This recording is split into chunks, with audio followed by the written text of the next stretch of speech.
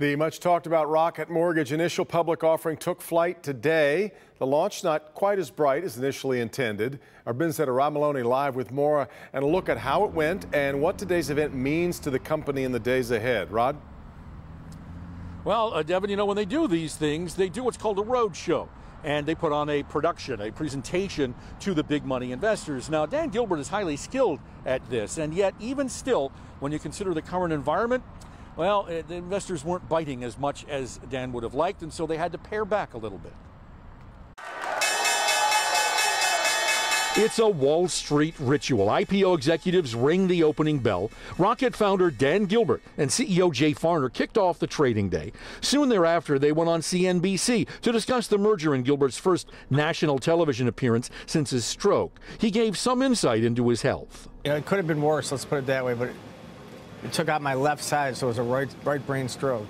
Investment banker Sheldon Stone of Amherst Partners called that a critical part of the day's events, reassuring new shareholders, saying, I'm the leader here, and I'm going to be around. I've brought the company over the last 25 plus years this far, and I'm going to lead it into the future. Part of Gilbert's presentation included an assertion Rocket Mortgage is something more than meets the eye. We think we're a technology company that happens to do home loans. We've said that forever. And there's a lot of years and years of effort by hundreds of people in that technology team to... We're up to 2,500 technologists now. Which apparently did not impress the big money.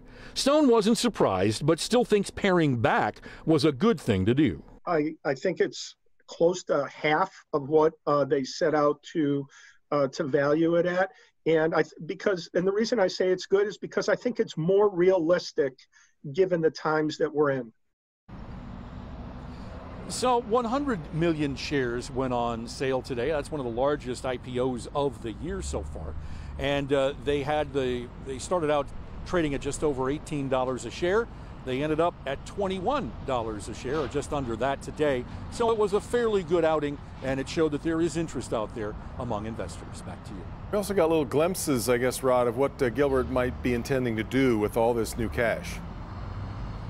Well, one of the things that he said was he wants to go out and buy more financial tech companies because he feels that he has a fairly good portfolio already in place, but he thinks he can do more with it. And he is serious about trying to make Rocket more of a technology company than a finance company.